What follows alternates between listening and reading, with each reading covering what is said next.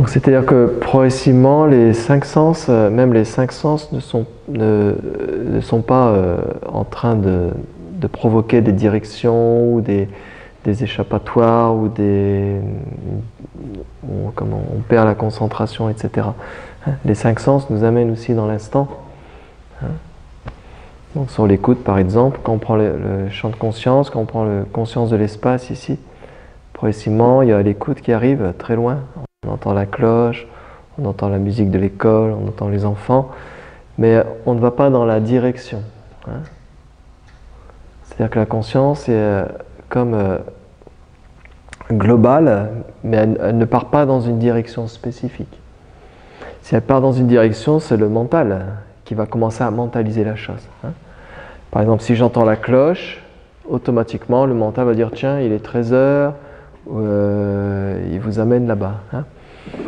Par contre, si vous êtes simplement dans le champ de conscience, ici, en tant que conscience, la cloche retentit, la pensée peut arriver, tiens, il est 13h, mais il n'y a pas d'accroche. Vous êtes toujours que présent. Parce que peut-être il y est 13h, mais peut-être les autres pensées arrivent derrière. Il reste encore autant en méditation, et cet après-midi je dois faire ça, et puis j'ai faim, et puis ceci, et puis cela. Donc ça c'est la magie des pensées. Donc on est attentif à la magie des pensées. Il y a quelque chose de magique dans l'instant présent, mais souvent on est comme identifié à tout ce qui arrive et le mental mentalise, c'est son rôle de mentaliser les choses, et donc il y a une sorte de véracité sur ce qu'il est en train de dire, et donc on part dans une sorte de temps de personnage qui est en train de gérer ça, d'identité et tout ça. Donc c'est important de voir plus près que la pensée, plus près que même la conscience de l'espace, du son. Et quand je dis plus près, c'est plus près de quoi en fait? Qu'est-ce qui est plus près que ce qui est présent ici? Donc on ne se prend pas la tête, ce n'est pas des questions philosophiques, c'est des questions qui amènent à une écoute intérieure, qui amène à ce que le mental ne sache pas répondre, et qu'au contraire c'est l'écoute intérieure qui commence à s'ouvrir. Encore une fois, l'écoute intérieure, le ting, cette écoute intérieure qu'on doit aussi ressentir dans le Tai Chi Chuan, dans le Qing Kong, dans la méditation, même dans le dialogue ici, il y a l'écoute intérieure. Vous êtes même présent à la vie de ce qui est en train d'être dit. Ça, c'est à vous de voir. Vous êtes même conscient de l'avis qui est en train d'être fait dans votre tête. Ne validez pas cet avis, qu'il soit positif ou négatif sur ce que je suis en train de dire. Ne validez rien. Restez juste dans la conscience de ce qui est en train d'émerger à chaque seconde. C'est ça le retour vers soi. Prendre conscience de ce qui est là, de revenir à la réalité de ce qui est. Ça, c'est important de voir.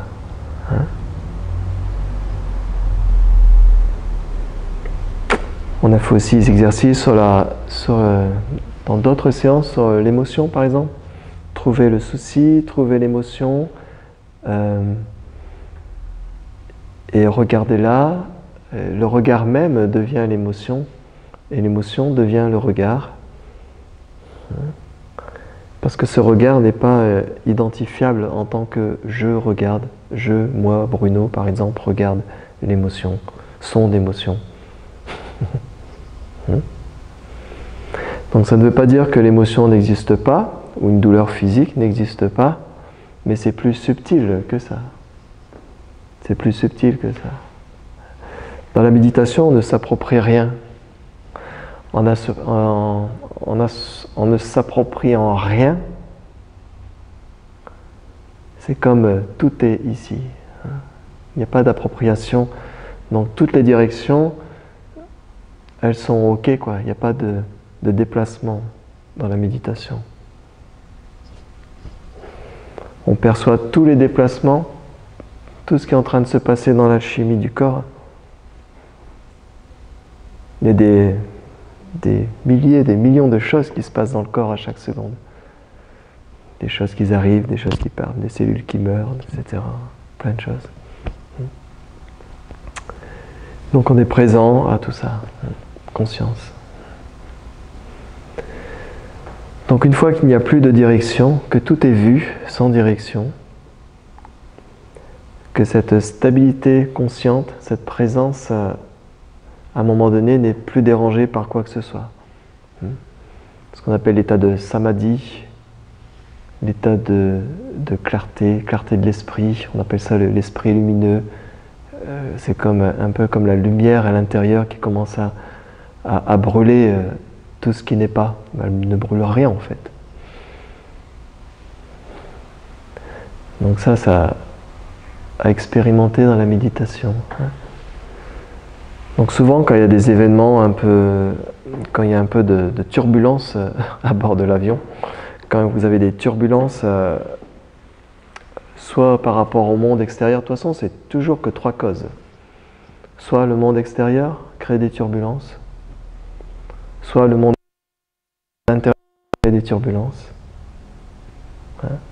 soit les pensées créent des turbulences. Les trois turbulences sont liées à une identification. C'est quand vous êtes le propriétaire de l'avion qui a des turbulences. Donc, l'environnement extérieur, on ne peut pas faire grand-chose. Il est ce qu'il est. Même si vous devenez président, vous ne pouvez pas faire grand-chose sur le monde extérieur. Il y a trop de choses autour. Vous êtes attaché à trop de choses.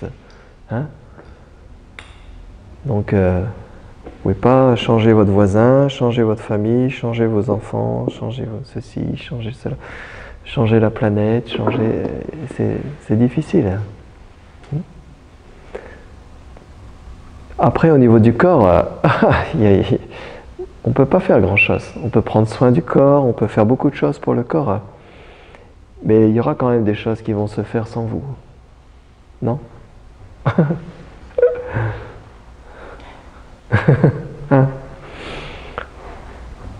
Même la respiration, maintenant, vous ne pouvez pas décider. Même le battement cardiaque, vous ne pouvez pas décider.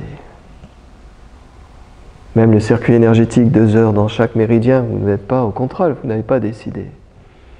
Même les 60 000 pensées, vous n'avez pas décidé que vous allez avoir aujourd'hui.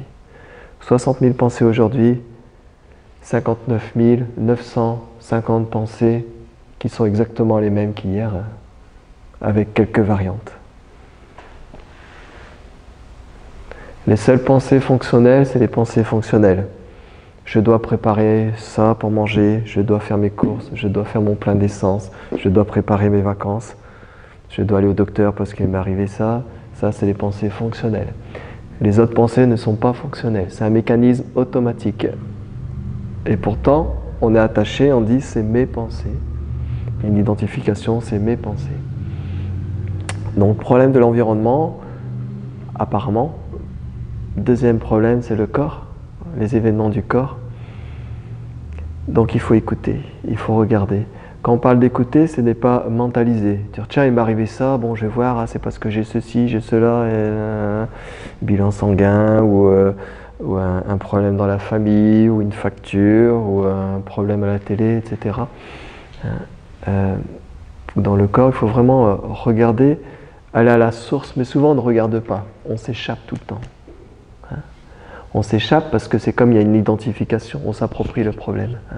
Donc ici, il faut essayer de regarder réellement. Le regard doit être le plus neutre possible.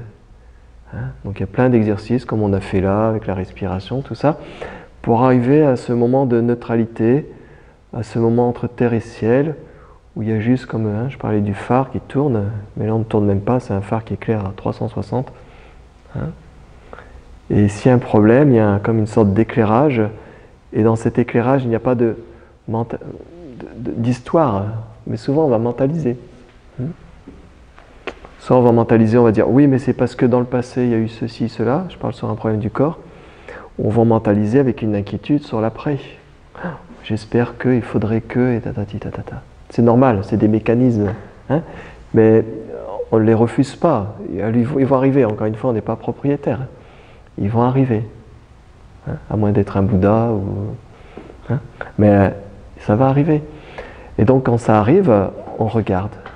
On regarde avec une certaine compassion, un certain sourire intérieur, parce qu'il arrivera aussi. Et puis on regarde et on va voir.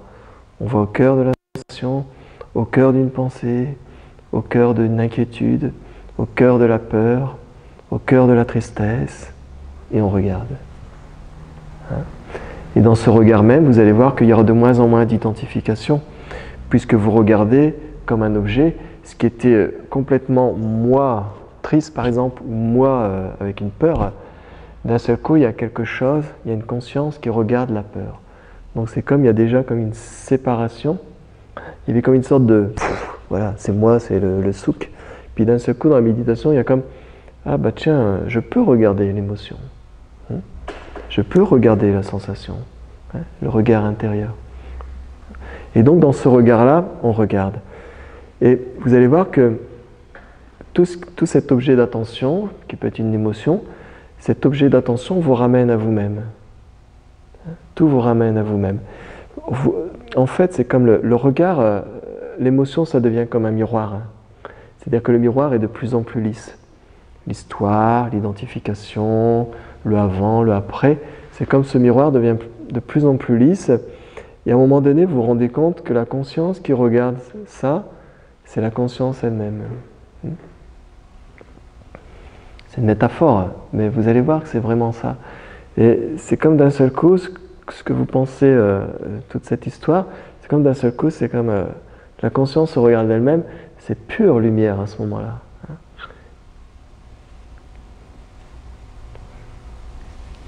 Donc bien sûr, l'environnement ne change pas, le corps à l'intérieur ne change pas, encore qu'il va changer quand même. L'alchimie va changer. Hein, parce que forcément, si une peur persiste, le corps change. Hein, peut créer des problèmes derrière, hein, même au niveau physique. Une pensée peut détruire. Hein. Des gens partent en burn-out juste par des pensées. Et donc, l'inverse, c'est vrai aussi. Si à un moment donné, ce miroir devient de plus en plus lisse, lumineux, il y a d'un seul coup, cette émotion qui crée un blocage énergétique, d'un seul coup se transforme. Ça devient au contraire une opportunité, une énergie, hein, qui va libérer beaucoup de choses, hein, au niveau cérébral, au niveau de tout ce qui se passe là-haut. Hein. Au niveau de la chimie énergétique, tout ça, biologique même, ça change. Hein. Donc dans la méditation, c'est ça, c'est voir au plus près de ce qui est maintenant. Hein. Donc pour une fois, on ne va pas s'échapper en disant tiens, je suis triste, donc je vais sortir, je vais faire ceci, je vais faire cela. On peut le faire, bien sûr, c'est bien aussi. Hein, mais on ne va pas affronter le problème. Hein. Donc à un moment donné, il ne faut pas avoir peur. Il y a quelque chose qui est complètement protégé, j'allais dire, intouchable. Hein. Et donc c'est vers ça qu'il faut aller, hein, vers cette invitation de ce qui est intouchable maintenant. C'est trop lumineux pour être brûlé, c'est trop... C'est pas comment... c'est pas inscrit dans le temps. Parce que l'environnement, ça c'est les problèmes qu'il peut y avoir dans l'environnement, mais on se rend compte que l'environnement n'est pas le problème. Quand on commence à regarder, c'est pas l'environnement, c'est toujours ici le problème. Après, quand on regarde le problème du corps, c'est pas le corps, c'est toujours ici. Et si on va un peu plus loin, on va voir que le ici, vous allez voir, c'est quelque chose qui n'est pas, qu'on ne peut pas attraper. Donc la plupart des peurs sont liées au temps. Le temps, c'est lié au corps. Le corps, c'est lié à la pensée. Tout ça, ça tourne en boucle. Donc à un moment donné, on se pose à l'endroit de cette boucle et on regarde. Et le mental, bien sûr, va vous dire, si vous avez un problème de santé, il va dire « Ah ouais, mais quand même, j'ai un problème de santé. » Ok, on ne refuse pas ça. On dit « Ok, il y a un problème de santé. » Mais maintenant, on regarde comment la perturbation arrive, par exemple. Comment l'émotion arrive à perturber. Parce que si on veut attraper une émotion, on ne peut pas l'attraper. Hein. Vous avez même des situations qui datent depuis des années, et puis elles se manifestent encore. Pourtant, votre situation, par exemple, vous avez des problèmes avec quelqu'un, maintenant vous avez déménagé, vous êtes loin et tout est calme, tout est tranquille, mais ça continue à l'intérieur, en boucle. Hein. Pourtant, tout est redevenu stable. Même vous pouvez vous lever le matin, vous ne savez pas pourquoi, mais vous n'êtes pas bien. Hein? Vous vous levez le matin et vous dites « Ah, je ne suis pas bien », et le film commence à marcher, à fonctionner, et puis il y a une habitude qui se met en route, et ça se répète le lendemain matin, les 60 000 pensées, et les premières pensées du matin, elles se répètent, et puis « Ah, je ne suis pas bien, je ne sais pas pourquoi, je ne suis pas bien, hein, ça va bien ». Et puis à un moment donné, on peut se dire « Tiens, l'énergie change ». Hein, l'énergie n'est pas pareille en hiver, au printemps, l'énergie change, et puis on se rend compte du mécanisme qui se met tout seul. Ça se met tout seul. On est comme automatisés par le cerveau, et tout se met en route, tout est en train de se mettre en route automatiquement. Et on valide, et on valide. Donc à un moment donné, ce truc qui se met en route, on regarde tout de suite. Hein, on regarde tout de suite. Donc le regard est tranquille. Pas un regard, oh, ça s'est mis en route, il faut que je regarde pourquoi ça s'est mis en route, qu'est-ce qui s'est passé. Non, on regarde. Hein, on regarde. Donc rien qu'après, avec l'entraînement, juste quand on arrive à attraper la pensée, elle arrive, on la voit tout de suite. Il y a comme une désidentification, purée. Hein, ça se dit ça? Une purée. Je retourne à l'école. Voilà. Hein? Ah, c'est bien. De la pensée. Hein? Donc ça, c'est comme même un problème dans le corps, il y a comme une sorte de séparation. De séparation et en même temps d'union complète avec ce qui est. C'est comme il y a une désensification. Et en même temps, il y a une union complète. Il n'y a pas de séparation. Parce que si je fais ça, par exemple, il y a un problème, il y a une douleur. Mais en même temps, c'est la vie même qui est en train d'être expérimentée. Et je dirais même que la vie s'expérimente d'elle-même. Vous êtes l'expérimentation en temps réel. L'interprétation arrivera ensuite. C'est ça qui est important de voir. C'est même pas j'expérimente la vie, je profite de la vie. C'est vous êtes l'expérimentation directe de ce qui est là. Et les 5 sens nous permettent d'expérimenter. Les émotions nous permettent d'être dans l'expérimentation de ce qui est. Mais l'identification, l'appropriation de tout ce qui arrive, c'est comme c'est nous qui gérons. Il y a un gestionnaire, il y a un propriétaire des pensées, des émotions, de tout ça. Et donc il y a une sorte d'identification, de cristallisation, de peur, parce que tout arrive toujours à la peur, hein, de densification. Et à partir de là, il y a une peur qui arrive, il y a une pathologie qui arrive, il y a toutes les autres émotions qui arrivent. Les autres émotions, elles arrivent aussi. Vous verrez que chaque émotion est liée à l'émotion de la peur. Et tout renvoie vers vous-même, en fait. Tout est une invitation à revenir vers vous-même. Et plus vous êtes dans la dualité, plus vous êtes dans l'affrontement, plus vous êtes dans les complications, plus vous êtes dans les inquiétudes, c'est à ce moment-là où vous avez la meilleure énergie pour méditer, pour travailler sur vous-même. Parce que quand tout semble aller bien, on laisse les choses telles quelles. Hein. C'est bien aussi. Hein. Mais c'est souvent dans la dualité, ou souvent des gens, si vous voyez les reportages, des gens qui ont eu des épreuves, etc., c'est souvent là où on voit qu'ils deviennent lumineux. Hein, qu'il y a quelque chose qui s'est ouvert. Donc c'est important de voir ces choses comme des invitations. C'est pas toujours évident, parce qu'on a des grosses épreuves, des fois. Hein. Mais peut-être à ce moment-là, on change les données. La pensée qui dit c'est une très grosse épreuve, c'est une grosse épreuve, on change, on ne valide pas cette pensée, et on commence à voir si c'est vrai, on commence à voir la source de ce qui est maintenant. Donc on revient dans toutes les traditions bouddhistes, dans le yoga, chez les yogis, tout ça, dans l'Ayurveda, dans le travail de la non-dualité, de la spiritualité, de même les scientifiques. Maintenant, certains commencent à arriver dans cette notion de vide, de vacuité non-stop, éternelle. Hein. Et puis progressivement, on arrive à voir ou à se voir hein, à travers tout ça.